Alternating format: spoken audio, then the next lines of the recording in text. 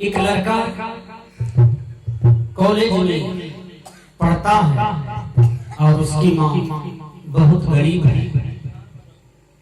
माँ मजदूरी करती है। लड़का पढ़ते पढ़ते कुसंग में पड़ जाता है। आजकल देखते हैं मोबाइल आ गया है सबके हाथ में। जिसका मन काबू में नहीं है, इंद्रियां काबू में नहीं है, वो बिगड़ रहा है मोबाइल के माध्यम से भी। जवान जवान लड़के बिगड़ रहे हैं, जवान जवान लड़कियां बिगड़ रही हैं। चार चार बच्चा की माँ बिगड़ रही है, चार चार बच्चे के बाप बिगड़ रहे हैं। पता नहीं समाज किधर जा रहा है। विश्वास हट रहा है। पता नहीं इस धरती पर लोग क्या करेंगे। चांद न बदला ना बदला रे आसमान, दुनिया बदल गया इंसान। इंसान अपना रूप बदल लिया है, जबकि इंसान को इंसानियत में रहना चाहिए। गांधी जी को बड़ा असर लगा। विचार कीजिए, ये मनुष्य कई वर्गों में बटा हुआ है। इसी मनुष्य में कोई अपने आप को हिंदू मानता है, कोई अपने आप को मुसलमान मानता है, कोई अपने आप को यहूदी मानता है, कोई अपने आप को पारसी मानता है, कोई अपने आप को बड़ा मानता है, कोई अपने आप को अहंकार की नशे में चूर है। बोलिए, ये मनुष्य का लक्षण है क्या? नहीं। गुरुवर कबीर को आश्चर्य लगता है कि इस प्रकृति मंडल में जिस भी प्राणी के पास जीवन है, सब प्राकृतिक नेचुरल में जी रहे हैं, सब जगह अच्छे हैं, लेकिन मनुष्य ही गड़बड़ा जाता है, मनुष्य ही अपनी मानवता को त्याग देता है। ये सबसे बड़ा आश्चर्य है। विचार कीजिए, तो वो लड़का पढ़ रहा था, उसका जीवन कुसंग में पड़ जाता है।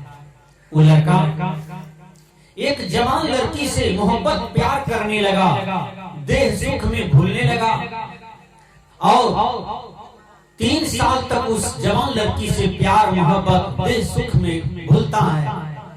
4वां साल में वो लड़की कहती है, तुम हमसे कितना प्यार करते हो, आज मैं तुम्हें परीक्षा लेने के लिए जा रही हूँ। कहा, तुमको जो परीक्षा लेना है ले लो, क्योंकि तुम ही मेरे प्राण हो, तुम ही मेरे जीवन के सब कुछ हो। तुम यदि कहोगे तो मैं अपना प्राण भी दे दूंगा। वो लड़की को विश्वास हो गई। वो लड़की कहती है, यदि आप इतना ही बोलते हैं तो आप ऐसा करें, आप अपनी माँ का कलेजा हमको दे दीजिए, हम उसमें मसाला लगा करके सिझा करके खाएंगे। वो लड़का 12 बजे रात में आता है घर। माँ दिन भर मजदूरी करके आई थी, खाना बना करके खैबो ने किया था, गर्मी का समय था, खाना बनने रह गया। माँ खाट पर सो गई। पिताजी कभी डेट कर गए थे और माँ अकेली थी। वो लड़का झोला में चाकू लाया था और 12 बजे रात में पहुंचा। माँ खाट पर सोई हुई थी। लड़का आया, सबसे पहले अपनी माँ का कंठ काट दिया और माँ मर गई। उसके बाद सीना चीर करके कलेजा निकाला। पॉलिथीन था, उस पॉलिथीन में कलेजा को लिया और लड़का समाज के लोगों को डर से भय से छिप छिप करके कलेजा लेकर के निकलता है। जब निकलता है तब अंधेरी रात में उसको एक जगह पिलर में चोट लग जाता है। पिलर में चोट जो लगा तो लड़का को झांय लग गया। लड़का गिर जाता है रोड पर। उस कलेजा से माँ की आत्मा कहती है, बेटा उठो, तुमको कहीं ज्यादा चोट तो नहीं लगी है। देखिए माँ का आशीर्वाद कितना विशाल है, माँ का दिल कितना विशाल है, माँ का हृदय कितना विशाल होता है। उस मरा हुआ माँ की कलेजा से आत्मा कहता है, बेटा उठो, उठो बेटा उठो, थोड़ा सा ताकत लगाओ, उठो, कहीं ज्यादा चोट तो नहीं लग गया। जिस पुत्र ने माँ का हत्या किया है, फिर भी माँ का आशीर्वाद देखिए। इसलिए कहते हैं भगवान राम, प्रातः काल उठ के रघुनाथा, मात पिता गुरु ना वही माथा। यदि हम एक अच्छा पुत्र हैं तो अपनी माँ से आज्ञा लेते रहें, पिताजी से आज्ञा लेते रहें और माँ बाप के दिल को खुश करते रहें। ये सबसे बड़ा तीर्थ है, ये उत्तम तीर्थ है।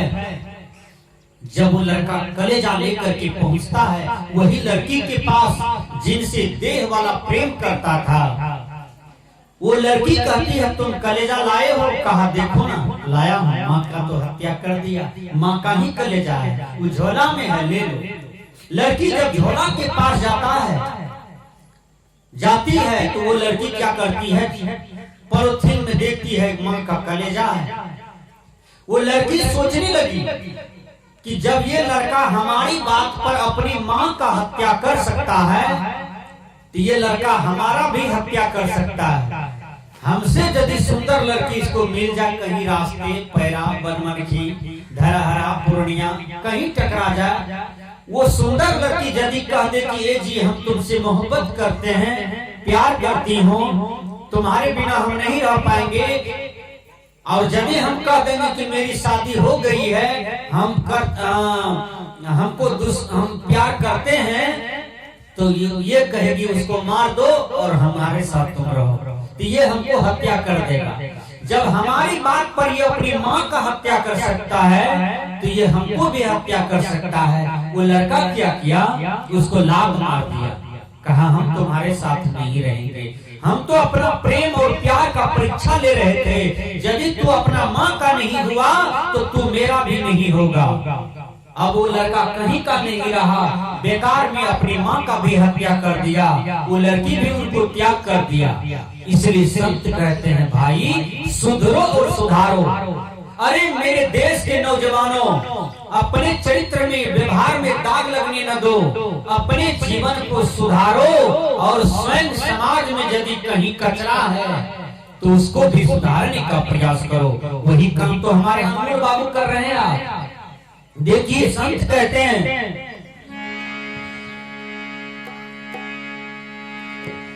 माँ बाप से बढ़कर जग में नहीं खजाना, जिसने तुम्हें जन्म दिया रे, दिल उसका नहीं दुखाना, जिसने तुम्हें जन्म दिया रे, दिल उसका नहीं दुखाना।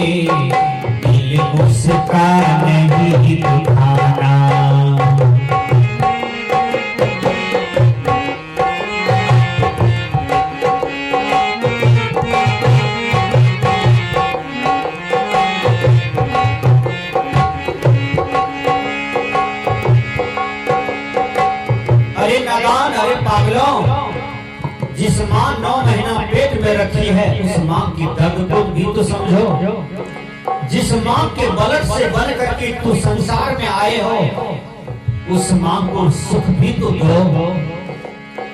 पहले तो माँ ने तुझको 9 महीने पेट में ढोई,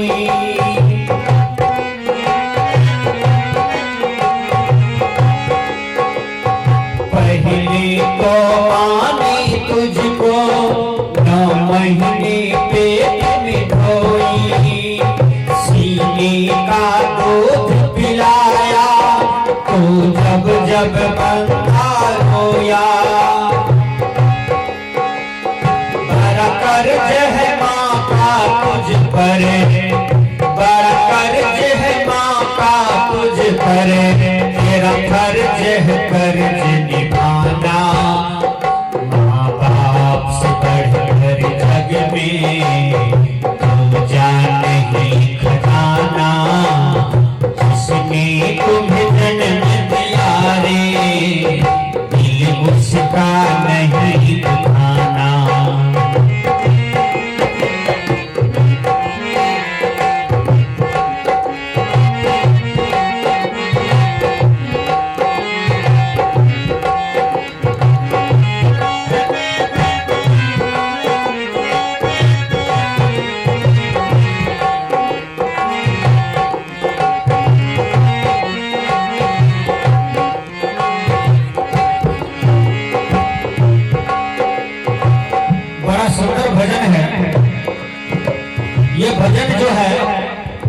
बिगड़े हुए युवक के दिमाग को साफ कर देता है।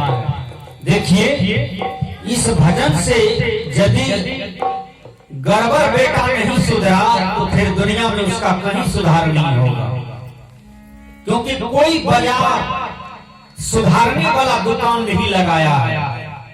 सुधारने वाला यदि कोई दुकान है वो है सत्संग। इसलिए हर सत्संग में हर जवान लड़के को, जवान लड़कियां को बैठना चाहिए।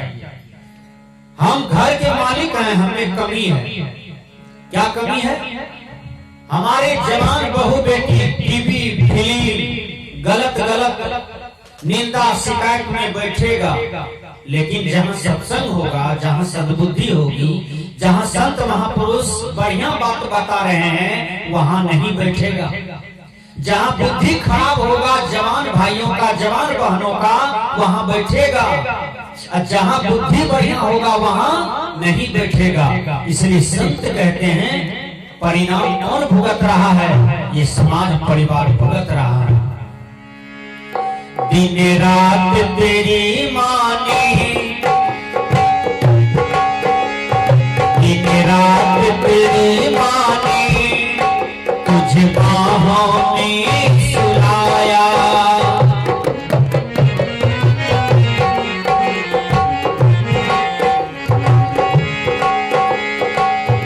दिन रात तेरी मानी, तुझे बाहों में सुलाया। खुद गीले में सो करे, खुद गीले में सो करे, सूखे में तुझे सुलाया, सूखे में तुझे सुलाया। तुम कोई भी दुख दे करे, माँ कभी न रुलाना। जिसने तुम्हें जन्म दिया रे, दिल उसका नहीं दुखाना। इसलिए तुम्हें जन्म दिया रे, दिल उसका नहीं दुखाना। माँ बाप से बढ़कर जग में पूजा नहीं खजाना। जिसने तुम्हें जन्म दिया रे, दिल उसका नहीं दुखाना, दिल उसका नहीं दुखाना, दिल उसका नहीं दुखाना। बोलिए सद्गुरु कबीर साहिब की जय।